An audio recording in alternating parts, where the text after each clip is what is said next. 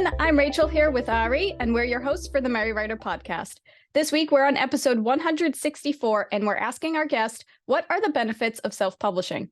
Before we dive into the topic, don't forget to subscribe to the podcast wherever you're listening if you haven't already.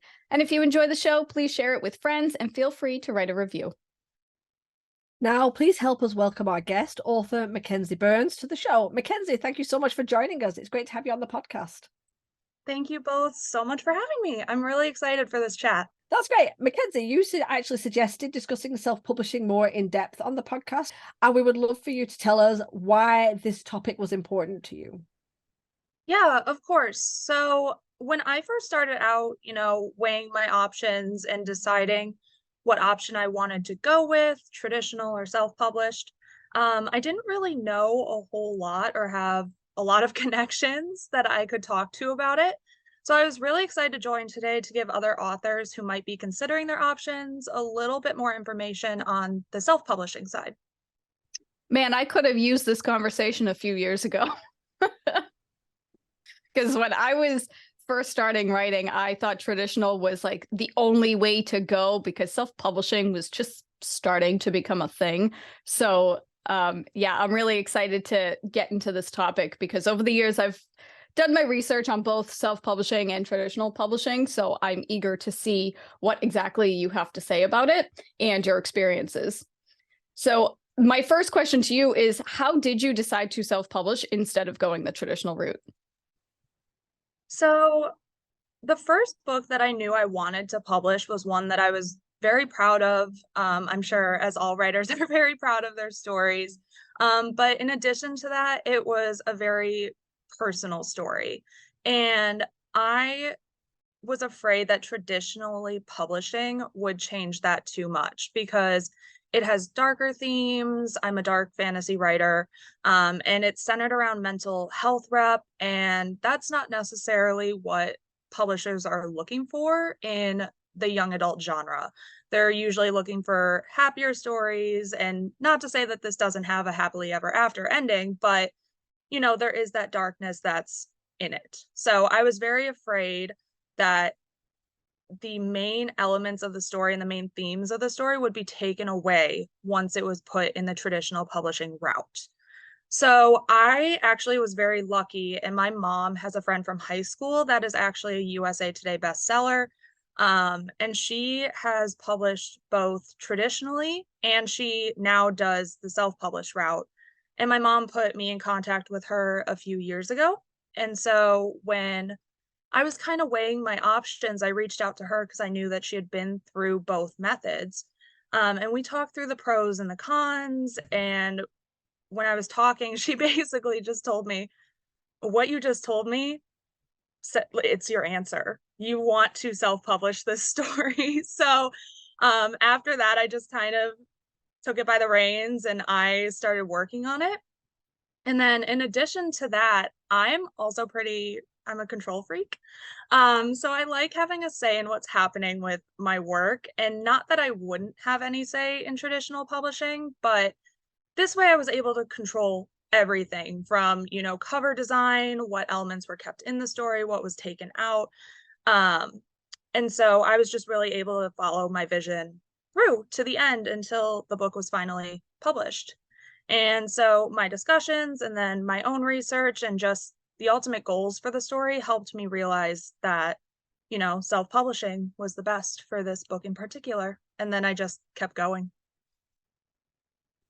I think that's awesome that you had that connection with your mother's friend so that you could kind of see the pros and cons of both worlds.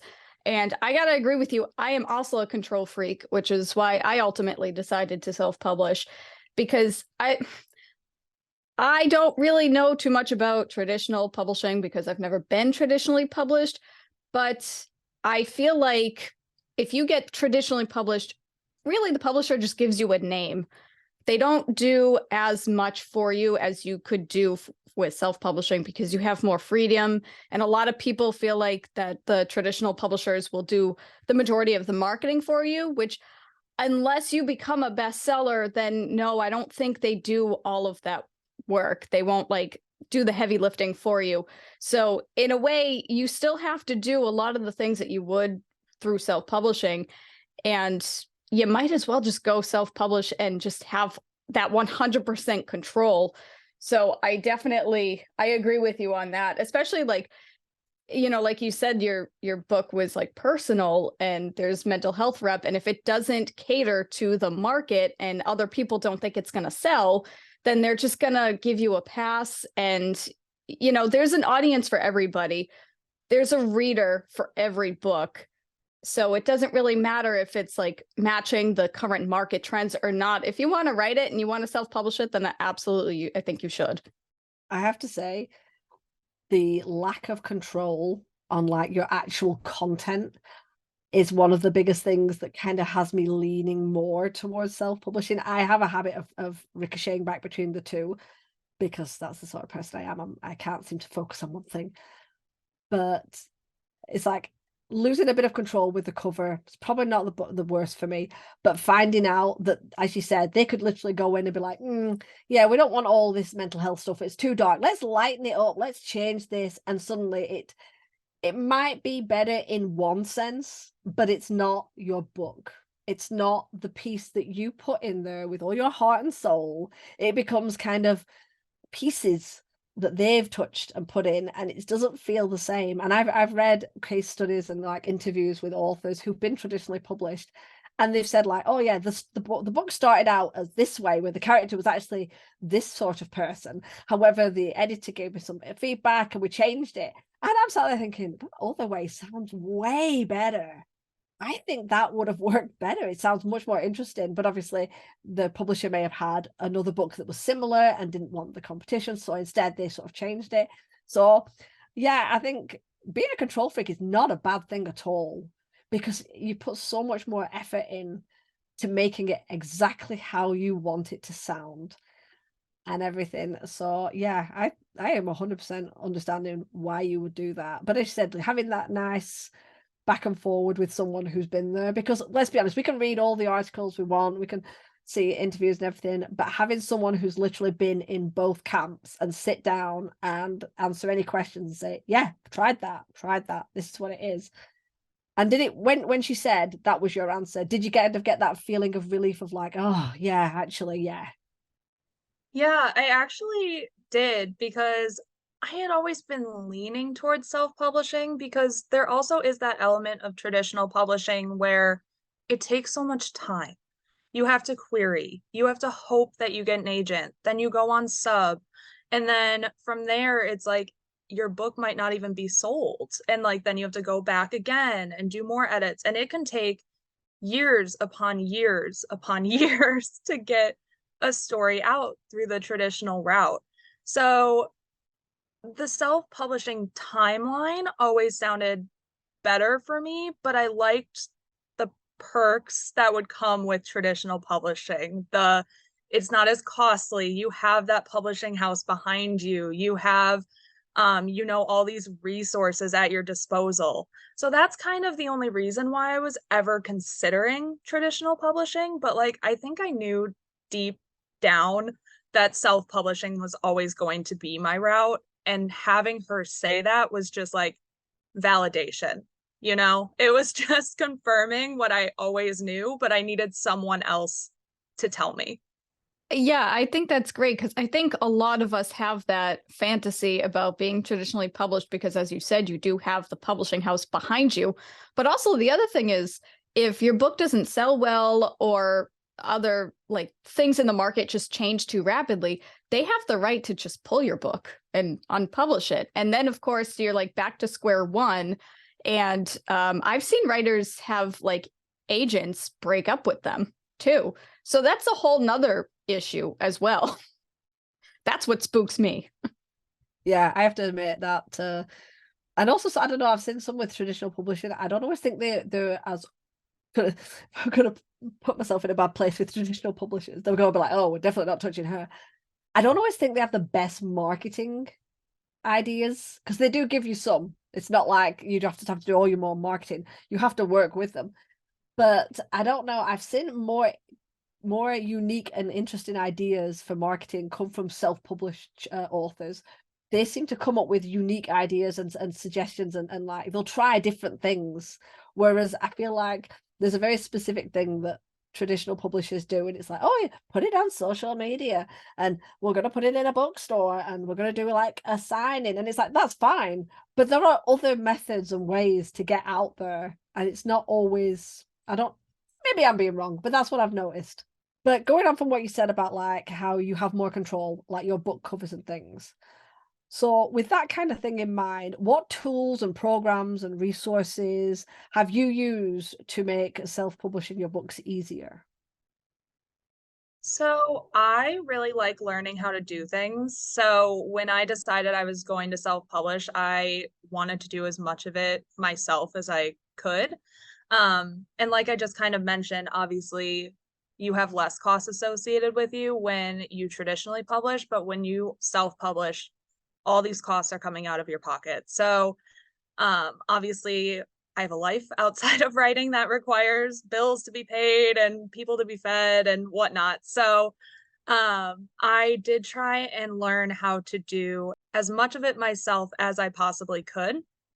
But that's not to say I did not invest in anything either. So I draft my books on Microsoft Word. So I actually draft my books completely formatted.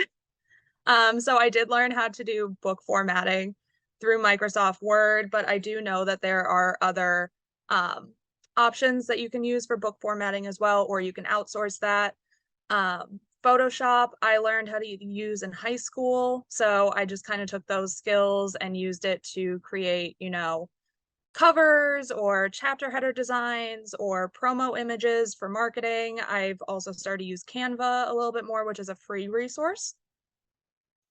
And then I have dabbled in very, very amateur movie editing in the past. And so I just used iMovie for just basic video promos that I post on, Instagram or Facebook or TikTok or something like that.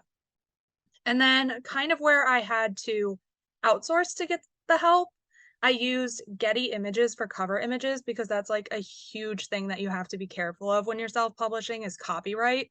So just make sure that you're paying for everything and you have the proper licenses and everything. So Getty Images was that source for me when I needed, actual pictures.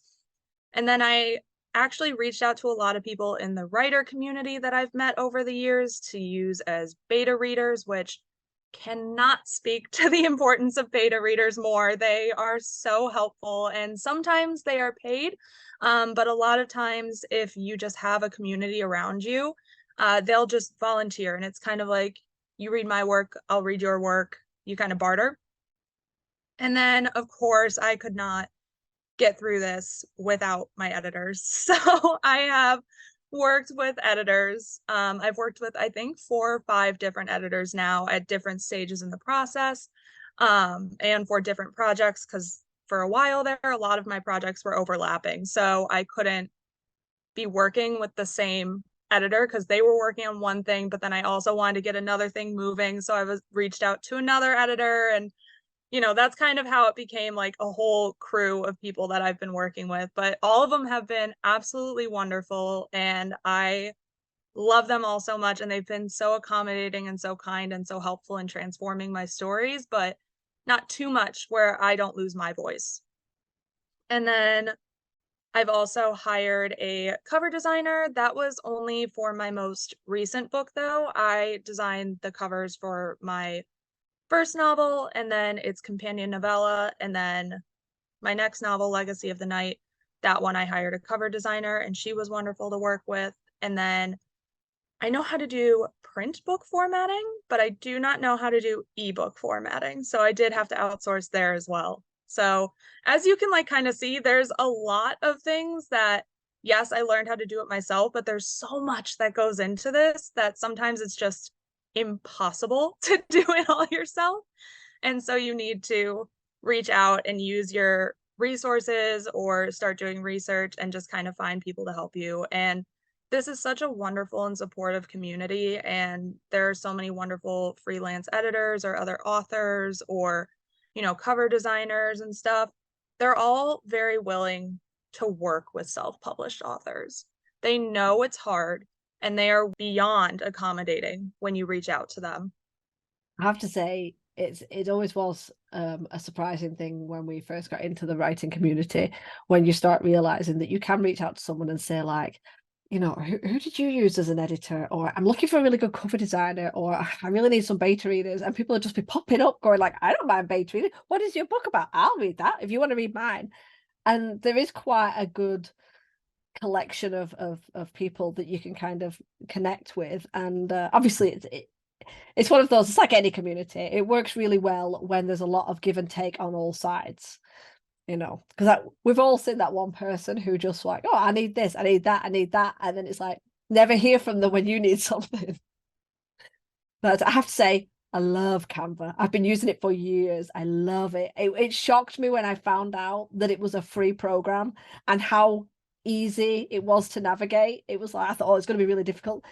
Oh wow, it changed everything. Social media, blogging, right? It's, oh my god, I love, if you're not using Canva, people, you are seriously missing out. I've never used Photoshop, I never got into that, but Canva is so brilliant. And as you said, the free version, because actually you have the paid version now, but the free version does so much. It's shocking how much it does. I second Canva. Canva is an absolutely amazing program, and I have used Photoshop, and Photoshop is great too. But I don't like Adobe as a company. I like their programs, but their company sucks. But I digress with that. I do think it is really useful that you need to learn like so many tools of the trade when you self-publish your books. Obviously, there is a fine line because it's very easy to go down that rabbit hole and be like, oh, I can do that. I can do that. I can do it all. And then you kind of forget to ask for help and reach out to other people in the community. And you do need to recognize that there are some things that, no, you cannot do it all. There are not enough hours in the day. You do need to go to sleep at some point. So it's definitely helpful to know these things, but also you do need to invest in it a little bit. So I feel like you, McKenzie, you have a good balance of what you do yourself and then what you outsource to. And I think that's awesome because it's a lot of people don't realize that when writers write books and publish them, people don't realize that we're not just writing, we're doing so many other things. We're editing, we're proofreading, we're designing. And there's just so much more that goes into it. We have a lot more skills than people give us credit for. Yeah, I agree. Even like the fact that you mentioned you've got the book formatting on Word that you do for like the paper copy and everything. And then you need to learn differently for the ebook. I don't know why it didn't dawn on me that that would obviously be the case. But it's like, yeah, actually, yeah, you would need two different type of formattings for that, in which case you would have to learn two different methods. But I think, like Rachel said, having that nice balance of you do some of it yourself and learn as you go, and then you pay for some, especially at the beginning of your career, is a good way to do it, to kind of save money. Because as you said, the cost can be phenomenal. It's like you add on editing, and it's not just editing, is it? It's like structural editing, and then copy editing, and then line editing, and then you've got a cover, and then you've got a formatter, and then you've got your ISBN numbers. And so it's like, it's not just like, oh, a little bit of a cost. It's like cost. So if there's anything on there that you can do that's cheaper without obviously going against quality, that is such a big thing. And just the way you went through that and said, like, I do this, I do this, I do this, I outsource this, I outsource this, it made it so much clearer that you're so business oriented with how you do your work, which is exactly how you have to be. Yes, it's creative, but it is a business, and you have to think with the business hat on. And I think that just exactly comes across that that's how you do it. And I do just want to add in there that it is like, I work full time. A lot of authors have other jobs. They have families. They have, parts of their life. They can't dedicate their full 24 hours. It's like you said, Rachel, we have to sleep at some point. We have other things going on. And so realizing when you need to give the job of, cover designing or formatting or promo graphic creation off to someone else, it's hard to be able to do that because, like I was saying earlier, I'm a control freak. So I love having my hand in as much of this as possible, but it's also not realistic and not healthy to take everything on myself. So you just kind of have to evaluate your skills, your weaknesses, and then figure out where you can ask for help or get the help where you need it. And that will just make the whole process go so much smoother. And at the end of the day, you'll just be happier, I think, mentally happier, just happier with the outcome in general. So that's kind of what I've found. And that's why, yes, while I love the control and doing things myself, I do need to outsource. And like I said, all these people that I've worked with, they never let me lose my voice or my vision. They're working with so many different authors that they understand, like, this is our baby. So this is our blood, sweat, and tears. So they will make sure that everything is exactly how you want it. And yeah, it'll just go so much smoother. Right, right. I mean, yeah, having the absolute control is obviously amazing, but I agree with you. You will be much happier and healthier if you outsource certain tasks to other people. And I think everybody around you will be happier too, because you won't be stressed out and pulling out your hair and, you know, bothering everybody around you, because that's easy to do. But when you have all of your pieces together for your book and you've had your outsourced everything that you need to, and now it's actually time to self-publish your book, where can writers self-publish their books? So there's a few different options. Some are paid, some are free. Some are definitely more popular than others as well. But personally, I publish through Amazon KDP, Kindle Direct Publishing, and then also Barnes and Noble Press. But another really popular option is Ingram Spark, which has great distribution options. Personally, that just wasn't a fit for me. One, because it is paid. And because of all the other costs that I had, I just didn't want to also pay that $50 per book fee. And I also don't know if that's an annual fee or a one-time fee or whatever it might be, but I do know it is $50 per book to put it on the Ingram Spark platform. And like I said, there's so many benefits of using that platform because it's really easy for audiobooks, different types of cover design, or if you want like embossed covers, I believe that they offer that. So if you're looking for like a really fancy method and allows you like a lot of different customization options and things like that, definitely consider Ingram. But because I wasn't necessarily looking for anything super fancy or over the top or anything like that, I just wanted, you know, classic paperback, classic hardcover, classic ebook. That's why I went with Amazon and Barnes and Noble, because they were both free options and they gave me exactly what I wanted. So I didn't need any of that other stuff. And I know, or I don't want to say I know, but I believe it's in discussion that KDP is considering starting audiobooks. So that might become an option. I feel like I heard that somewhere, but now I feel like I might be starting a rumor. So I'm starting to second guess myself, but I do believe I saw it somewhere that they are considering audiobooks because they have Audible and all of that. So that might become an option through KDP within the next few years, which would be awesome. But there are just a ton of options out there. I've only named 3.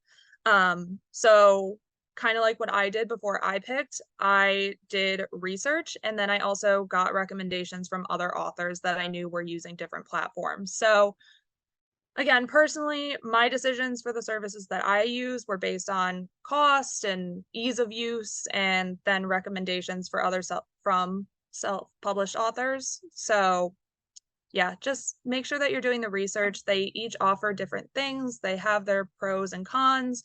And a lot of them will let you get into the system before you are even prepared to publish the book. So you can kind of play around with it, see if you know how to use it and see if it works for you and if it's what you want and offers what you want. So yeah, just do your research, but there's a lot of options out there. Like I could keep going on a whole list probably of all the methods that authors can self-publish their books through. Yeah, I think Amazon is actually really easy to use. I have self-published through Amazon before, and they are, there is no cost. As much as I'm in a love-hate relationship with Amazon, it is really easy to use and it's free. I completely forgot that Barnes & Noble had a self-publishing platform because they have their Nook. I completely forgot. I love Barnes & Noble, but I've never self-published through there before, but I'll have to look into it. And Ingram Spark, I had no idea you had to pay for Ingram Spark. That's annoying. I mean, I know it's a great platform. I've heard great things about it, but yeah, I had no idea that you needed to pay for it. So that's obviously something else that you would want to add into your budget if you're thinking about self-publishing, because depending on what you outsource and stuff, yeah, you gotta add that to the cost as well. I don't know if you I can hear. believe there's one called Kobo. Am I making that up? I might be making Kobo. that up. I Kobo, totally yeah. forget. Yep, Yeah. there's Kobo, and then there's another one that has digital in the name, but I can't remember it right now. I get their emails. Like But draft to digital. yes, yeah. I don't know anything about it. I've just heard of it, so I can't give you anything about it. But yeah, I've heard. I was just gonna point it out that also exists. But yeah, and then there's also Lulu Press, I believe is what it's called. I actually had a family friend reach out to me as well because they knew that I was doing this. And they were like, hey, have you ever heard of insert whatever the self-publishing platform was here?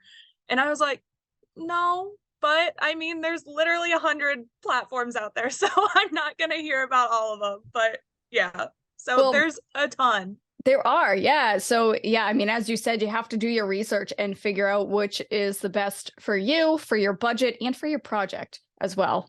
And if you want all the bells and whistles of the embossed covers and stuff like that, then yeah, you might as well splurge a little bit if you can afford it. But for the most part, especially if it's your first book and you're just starting and you're just learning the ropes, then it might be easier to go with a free platform just so you can kind of go through the motions and figure things out. And there's nothing saying that you can't switch either. So, or add on to a different platform. Like I know there's a lot of people in the writer community that I'm familiar with who have started on Ingram and then switched, like completely taken their books off of there and just gone with Amazon, or started with Amazon and then switched to Ingram, or were on Amazon and then added on Barnes & Noble Press. Like everyone kind of has these different methods. And I do want to say, just make sure that if you do that, you're paying attention to like the terms and conditions. And I'm not saying read the 4,000 pages that they always say check and accept that no one reads. So like, for example, KDP, if you are published through Kindle Unlimited, you cannot have your ebook on another platform. So yes, I publish with Barnes & Noble Press as well, but my ebook is not available from Barnes & Noble. So it's just the paperback and the hardcover because of those terms and conditions that Amazon has set. So if you are working with multiple platforms, just kind of be aware of that.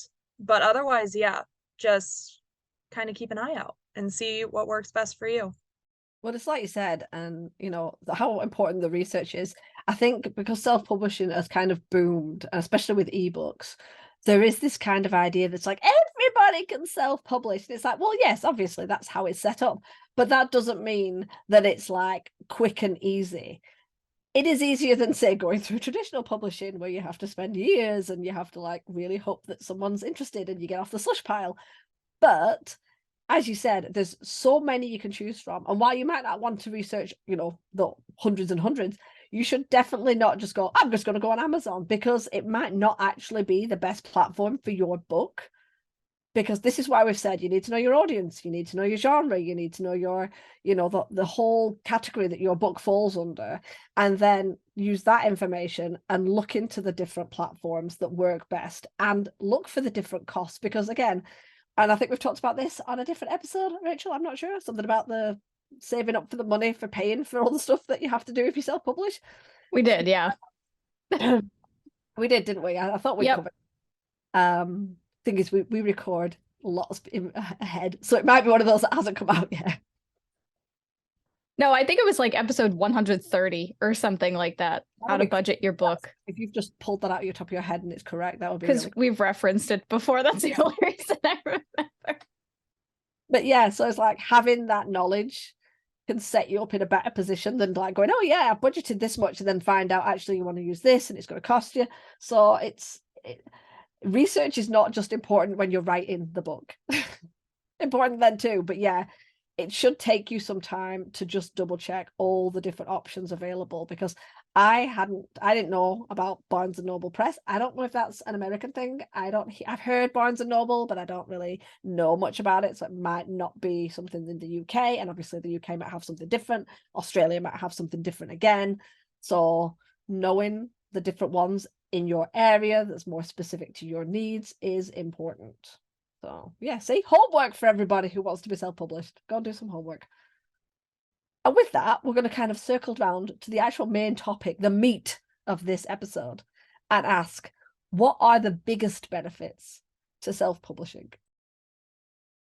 So, of course, I can only speak for myself, and this is definitely something that's going to vary author by author, since everyone's experience with self-publishing is going to be different.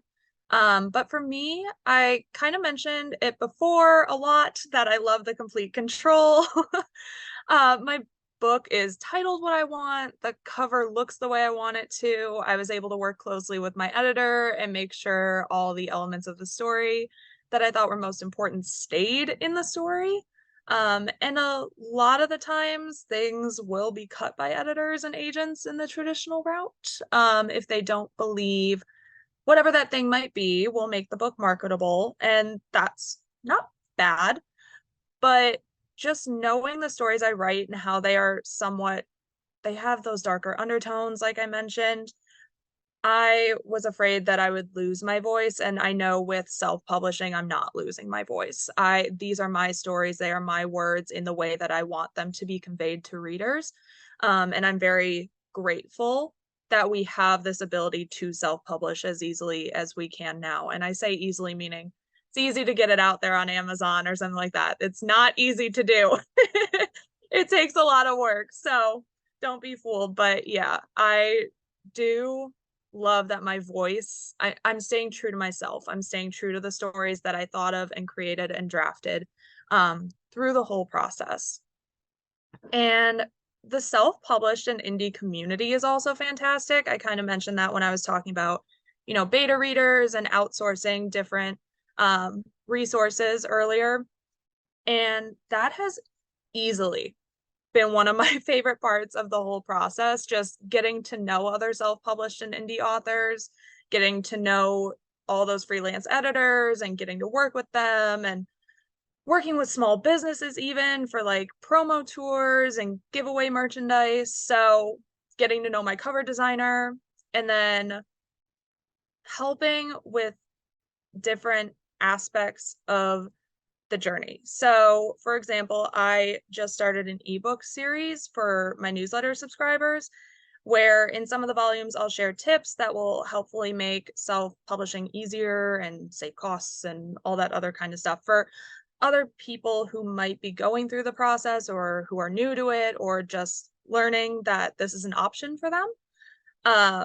And I know that anytime I have a question, I can reach out to someone personally or post on my Instagram stories and get a ton of people reacting to different polls, like, should I do this? Should I not do this? Do you guys like when authors do this or not? They'll slide into my DMs with like huge explanations about why they pick some stuff or why they like things. And they're always just so incredible. And I consider so many of these people that I've gotten to meet through this indie and self-publishing journey my actual friends. So like I haven't actually met most of them. I luckily have been able to meet some that are local to the Midwest, where I'm from. But yeah, it's just, I think that is probably my favorite. It's just the community and how everyone just rallies around each other and we're all just so supportive of each other. And yeah, I love that. That's my favorite.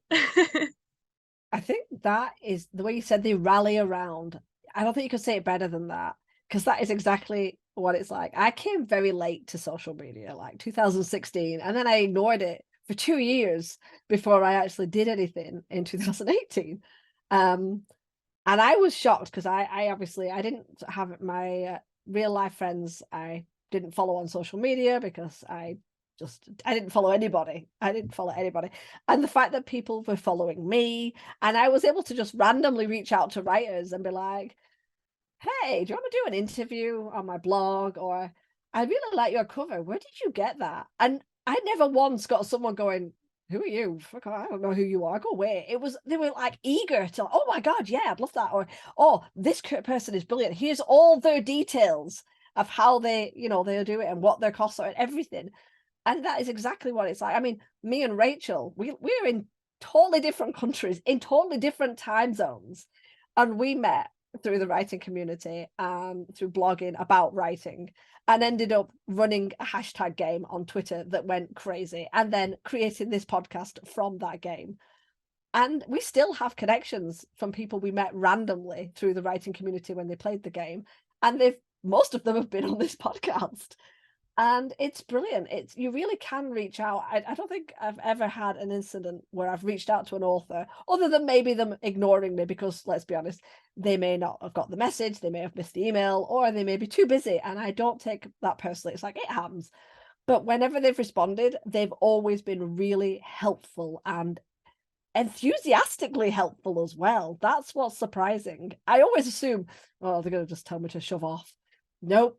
Always really supportive, and it is shocking. And I think there's a lot of writers who are introverts and who are very shy, and I know that because when we played the game, we'd get the odd person coming in and being like, can I play? And it's like, of course, it's open to everybody. And they'd be really like, I don't want to say the wrong word, but like timid in a way. And then you'd watch them coming out of their shell as people were just responding to their answers and everyone was chatting. And it's like, yeah, so if you're unsure, if you're shy or a little bit introverted, it's like, you should definitely still reach out to people in the writing community, because most of them will welcome you with open arms. It's surprising, actually. Yeah, and I love what you just said there about being introverted and just going for it, because I 100% consider myself an introvert.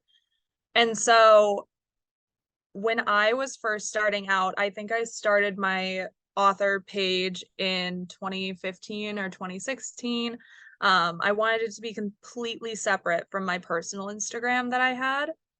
And so I didn't know anyone on that Instagram account. So if I was going to make connections or have, fun on it at all, because that's the point of social media, is like connecting with other people, I needed to reach out. So it kind of like forced me out of my shell a little bit. And yes, it was definitely intimidating at first, because here's this stranger essentially that you don't know, and you're suddenly commenting on their pictures. Oh, I love this. Or asking them a question like, oh, I saw you did this. Where can I get something similar? Or do you have a recommendation or whatever? But everyone was so nice. And now, like, even this many years later, like 5 or 6 years later, I still get a little intimidated when I'm reaching out to someone new, just because that's how I'm built. That's how my mind works. I feel like I'm bothering them when I reach out to them.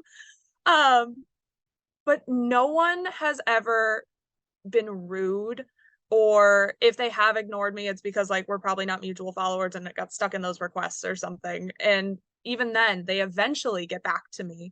So, and they're just so apologetic that it took so long. So it's like I was saying, everyone's just so kind and welcoming, and we're all in this together. We know what it's like to be a self-published author. We know what it's like to be a writer in general. And I always say it's a very lonely but rewarding craft, because really no one is going to know our stories the way that we do. No one's going to know the characters or the setting or the world or anything until we share it. So to have other people who can get excited with you about something like, oh, I just finished the first draft and like not know anything about what's in that draft. It's just so helpful to get through everything from that drafting stage all the way to the self-publishing stage, to have those cheerleaders and people who understand. That's well said. I couldn't explain that any better if I tried. Because I mean, you're absolutely right. We do have our own little tight-knit group of cheerleaders, and we all boost each other and support each other up. And again, I can't speak for the traditionally published scene, but I don't feel as if they have as big of a writing community. And I do think that self-publishing, as weird as it may sound, self-publishing does seem to be the better option for most introverts. Because even though we have to do our own networking and our own marketing and still talk about our books, I find that it's easier to do that than it is to pitch our book to an agent and pitch our book to a major publishing house or even a small publishing house. And a lot of those nerves aren't there in a way. Like, it just kind of eases everything and you can kind of ease yourself into the process. But I will add that with self-publishing, obviously comes the business side of things. And whether you're an introvert or not, business is hard. So our final question to you, McKenzie, is what do writers need to know about the business side of self-publishing? So I'm sure that everyone kind of understands how businesses operate. I think I kind of am lucky because I have a degree in business. I do marketing for a full-time job. So that kind of definitely helps me because I'm around that kind of side of things literally every day. But when it comes to self-publishing, it's almost like a different business mindset that you have to have.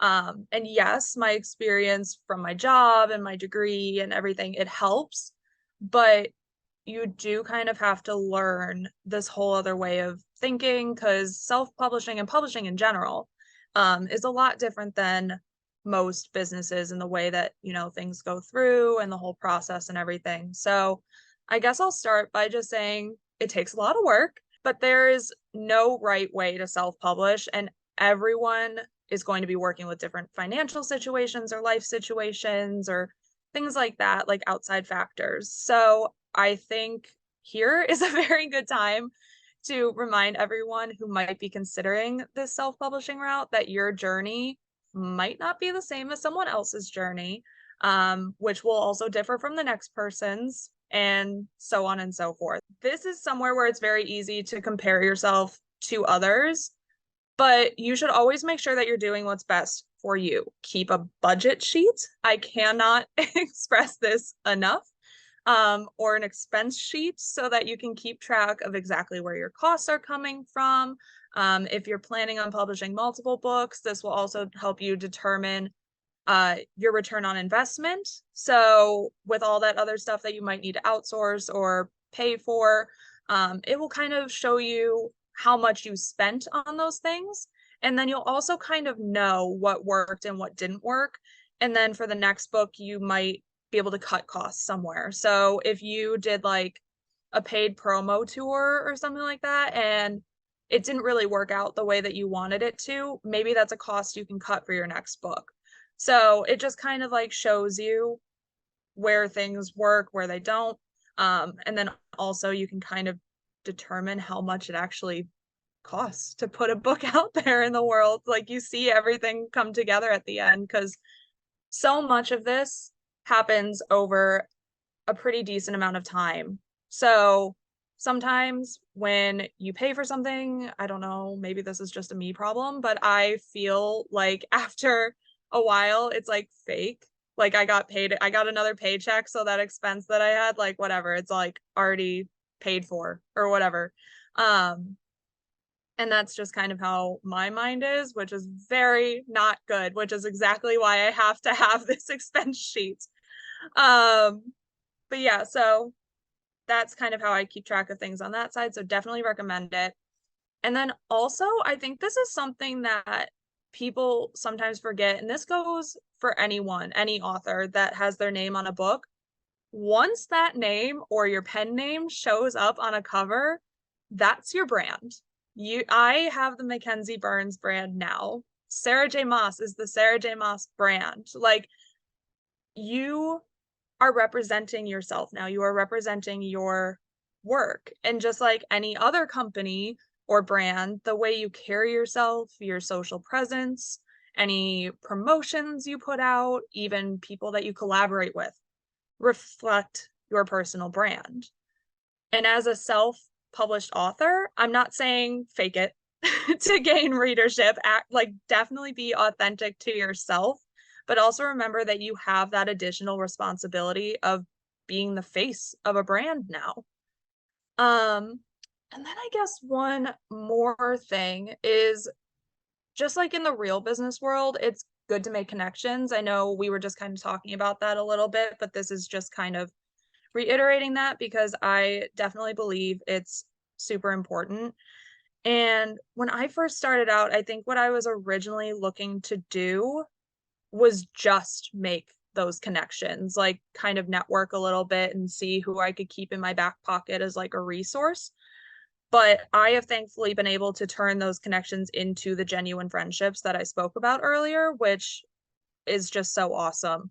But even the people that you might partner with, like editors or cover designers, or if you're looking for like any custom bookmarks or candles, or I know some people do like loose leaf tea from like small businesses, those are now connections as well that you can work with again in the future if you build that relationship with them. So I can speak firsthand that the people that I've worked with have all been very wonderful. And I keep saying that, I feel like a broken record, but I really have had a great experience with everyone that I've worked with, regardless of who they are and how they help me out. But they will help you throughout the process, and they will especially be helpful if you ever want to publish again. So these connections will kind of turn into your quote unquote team.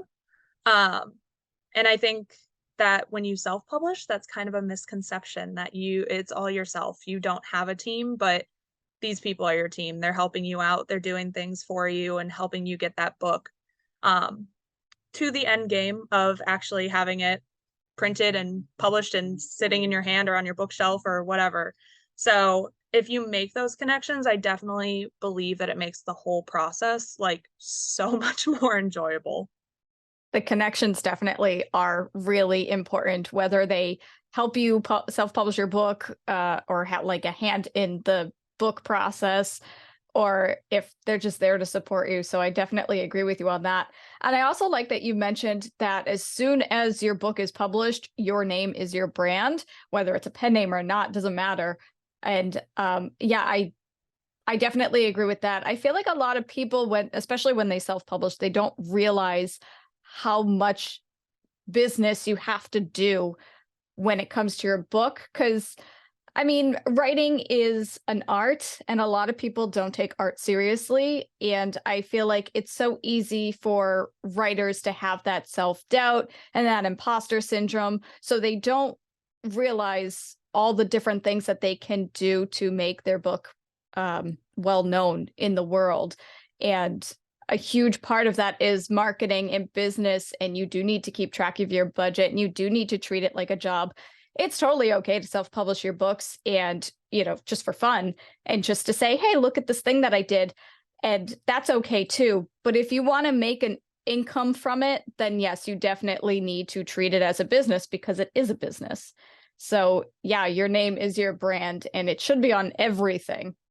I mean, we have talked about that with websites, because we're big proponents that when you get a website, it should be your name or author name, or your author name with the author at the end or at the beginning or whatever.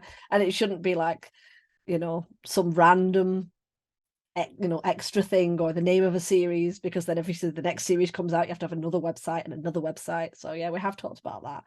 And I like the point about return on investment, because I think that's one of those things that kind of flutters off, and people don't always think about. They think about income and they think about expenses, but they don't think to track the marketing that they do. Because if you try 4 different types of marketing, you should probably try more than that, but let's just use that. So you try 4 different types of marketing, and 2 of those are brilliant and they boost your book, and 2 of those are rubbish and don't help at all. The worst thing you could do is then bring out the second book and do exactly the same. It might be that you stick to the first two and try two others, or that you look at why the second two didn't work and amend them. But if you're just repeating the same thing without tracking what you're doing, you're not really learning. And if you're not learning, you're not boosting your brand and you're not getting your book out there. And I do think that's one of those little things that kind of sneaks up on people, because it's more work, isn't it? And we're not always a big fan of all the extra non-writing work. But seriously, it's so important, because it can be what gives your book the boost to get extra sales and bring in more revenue, which means the more revenue you have, the more you can invest in yourself, invest in your skills, invest in more books, you know, anything like that. So yeah, that is a big point that I think people need to remember. Yeah, and I've gone through 3 launches now, and my first launch was different from my second launch, which was different from my third launch. So there's nothing wrong with changing your process or what you do. It's all about kind of finding what works and what doesn't work. And kind of like how we were talking earlier, when you have those resources from the publishing house, like, yes, you do have to still kind of do your own marketing as an author when you traditionally publish, but they give you kind of that framework of how that promotion is going to work and how it's going to go and what you're going to do and whatnot. So when you're self-publishing, you kind of have to figure it out for yourself as you go. So I am constantly trying to just find new resources. So different like promotional tours or small businesses to work with, or different fun partnerships that I might be able to do. So um, it's constantly changing, and I can pretty much promise that my next release will be different from the first 3. So it's never going to be the same, but once I find what works, I'll stick to it for the most part. But again, it'll probably differ from book to book, because my first book in general is very different from the next book in the like new series. So everything's going to be different, and also keep that in mind, that different stories might require different business mindsets and different marketing campaigns and plans and everything. So yeah, it'll differ. There's, like I said, there's no right way to do this, and it's not going to be the same for everyone. But I feel like it also gets easier at the same time, because even though it's different for each book and each launch, you know to expect that. And you know that, okay, this worked for this book, this didn't work for that book, but it might, if I tweak this one little thing, it might work for this one. And, you know, it is a lot of trial and error. But I think once you kind of know what you're doing and you have those ideas in your mind and you try to implement them, it does get easier to try to implement them.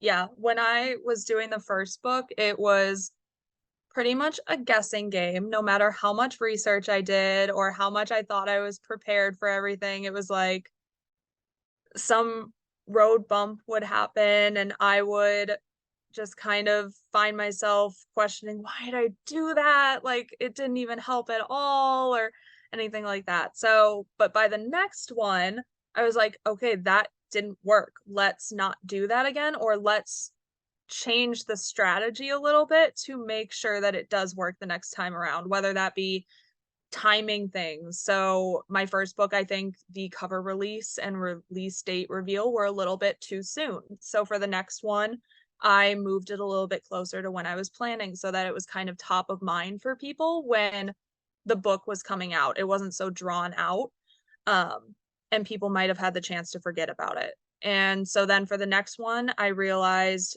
okay, so maybe that was too long and then that one was too quick. So let's kind of find a happy medium here. So yeah, it gets easier, and you know what works for you, and you know what works for your books. You know what your readers and your audience react to and engage with. So you just kind of live and you learn, and it will just continue to get easier. Right, exactly. No, I agree with that. Because that's true too. It depends on what your readers react to and things like that. And over time, especially if you're writing a series, you can make your marketing strategy for each launch similar to each other, because you know, oh, I already have a readership for this series. I know what they're expecting. I know what they want. So yeah, I feel like some launches are going to be easier than others as well, depending on the content of the book. So, I mean, with all of that said, I think we had a really, really strong in-depth discussion about self-publishing. So McKenzie, thank you so much for that. And I want to add to our listeners that we're not saying that self-publishing is the better route to go. There's obviously traditional publishing, and there are small publishing companies that, as long as you do your research, you can go that route as well. So you just kind of need to do your research and figure out what's best for you and what's best for your projects. But with that said, McKenzie, it's really been great to have this discussion with you. So before we go, would you like to share something about yourself with our listeners? Sure. So as I've mentioned a little bit throughout this discussion, I have a few young adult novels and a new adult dark fantasy book. They're out right now. From the Shadows, Through the Flames, and Legacy of the Night. I'm also featured in an anthology. It's called Magic and Moons, and you can find that on my Amazon author page as well. The other 3 books are available from Barnes & Noble in addition to Amazon.